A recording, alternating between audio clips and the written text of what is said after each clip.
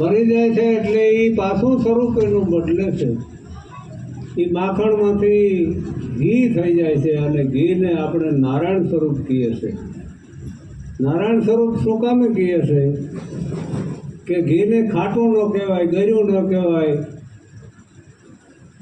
કડવું ન કહેવાય, તુરું ન કહેવાય, ખારું ન કહેવાય. કોઈ રસમાં ઘી આવતું નથી.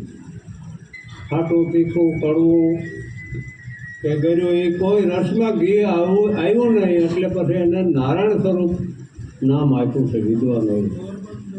અને એ નારાયણ સ્વરૂપ થયા પછી એ વાટ રાખી અને કોડિયામાં આપણે દીવો કરીએ એટલે પ્રકાશ થાય કે ના થાય. એવો જે પ્રકાશ પછી એને જ્ઞાનનો પ્રકાશ પોતાનો જ થઈ જાય છે. અનુભવ એનો પોતાનો જ અનુભવ એને થઈ જાય છે કે અત્યાર સુધી હવે આ તો આળસમાં ગયું છે. એટલે પછી એને પોતાનો અનુભવ થઈ જાય છે. પછી એને બીજા પાસે સહી કરવા જવાની જરૂર રહેતી નથી. એટલે ભજન સમરણમાં જ્યારે પણ યાદ આવે ત્યારે મનોમન આપણે કોઈને દેખાડવું કે કોઈ એવું નથી. આ તો આપણા પોતાની જ મૂડી છે.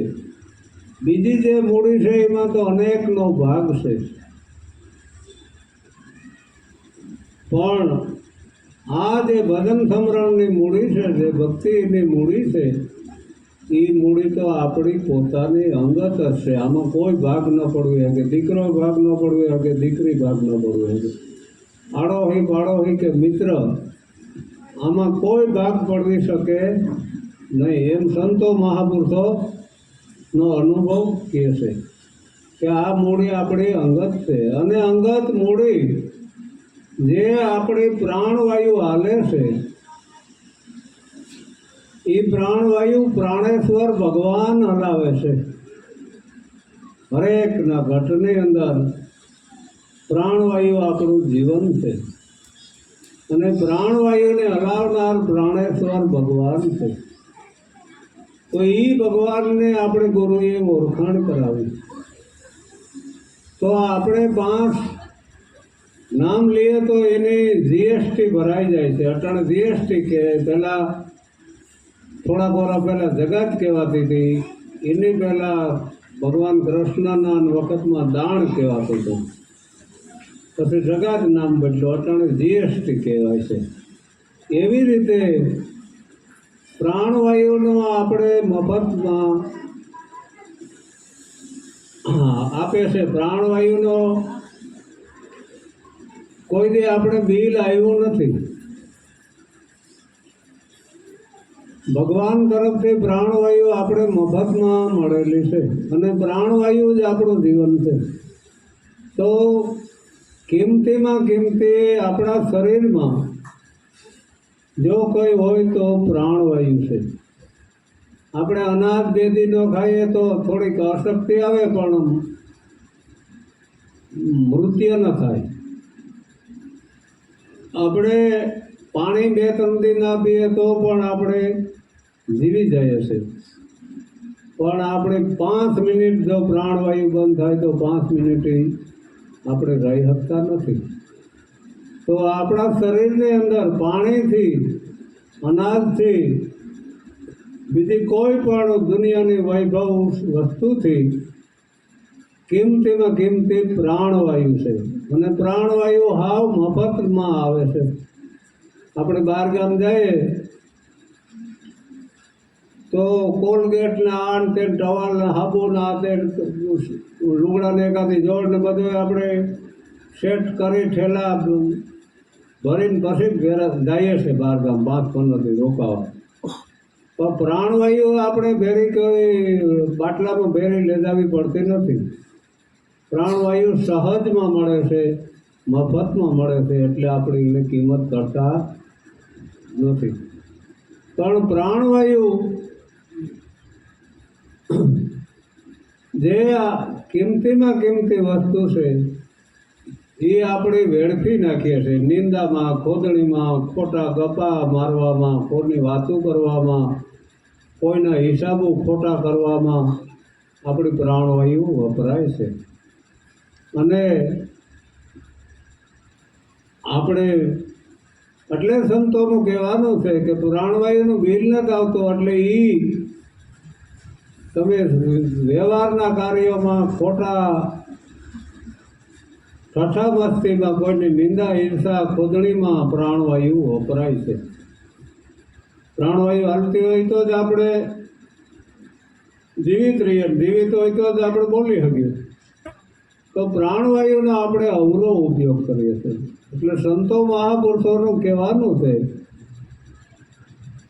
કે આ પ્રાણવાયુ ને જો તમે સુવાસ અને ઉશ્વાસથી ભગવાનનું નામ સ્મરણમાં જમા કરતા જઈએ 24 કલાકની અંદર 21,600 સુવાસા આપણા હાલે છે. એમાંથી આપણે 15-20 પણ જમા કરાવતા હોય તો એ આપણી જીએસટી ભરાઈ જાય છે. પણ આપણે એ યાદ આવતું નથી અને એ કરજો આપણા માથે થાય છે. જીએસટી ના ભરીએ અને એટલે આપણા માથે કરજો થાય છે. જગત ન ભરી હોય તો કેમ આપણે એનો દંડ આવતો? એવી રીતે આપણી પ્રાણવાયુ મફતમાં આવે છે છતાંય આપણે એને જગત નથી ભરતા. ભગવાનના નામમાં 5 પ્રાણવાયુ વાપરીએ તો એ જગત ભરાઈ જાય છે. અને જગત ન ભરાઈ જાય એટલે ન ભર્યા એટલે એનો દંડ આવે. તો એનો દંડ બાપા બહુ મોટો છે. આ 84 સંતો, આપણા સંતો અને આપણા શાસ્ત્રો કહે છે કે આ જીવ 84 લાખ અવતાર ફરી આવે છે ત્યારે આ મનુષ્યનો અવતાર મળે છે. અને મનુષ્યનો અવતાર એક એવો છે કે એક બાજુ દેવ છે અને એક બાજુ દાનવો છે. દાનવો એટલે રાક્ષસો, દૈત. અને મનુષ્ય એવી વસ્તુ છે, મનુષ્યનો અવતાર એક એવો છે કે એ બેયને વચ્ચે ઊભેલો વ્યક્તિ છે. જો એ મનુષ્ય ધારે તો દેવકોટીમાં જઈ શકે અને એ મનુષ્ય ધારે તો રાક્ષસ કોટીમાં પણ જઈ શકે છે. એટલે મનુષ્યનો અવતાર વારંવાર મળતો નથી. એટલે સંતો આપણે ભલામણ કરે છે કે આપણે નામ સ્મરણ, દયા. तुलसीदास કહે છે કે તુલસી આ જગ में 5 रत्न सार, કે આ જગતની અંદર શું સાર છે, હું લેવા જેવું શું છે એમ. ત્યારે તુલસીદાસ રામાયણમાં સોપાઈમાં લખે છે કે તુલસી આ જગત में 5 रत्न सार, संत समागम हरिकथा, संत समागम हरिकथा, दया दान અને ઉપકાર. સંત સમાગમ, સંતને મળવાનું, સંતના સંપર્કમાં રહેવું, સત્સંગ કરવો, સત્સંગ સાંભળવો, બીજાને સંભળાવવો, બીજાને આગ્રહ કરવો અને બીજાને સત્સંગી બનાવવો, એ આપણી કમાઈ છે. તો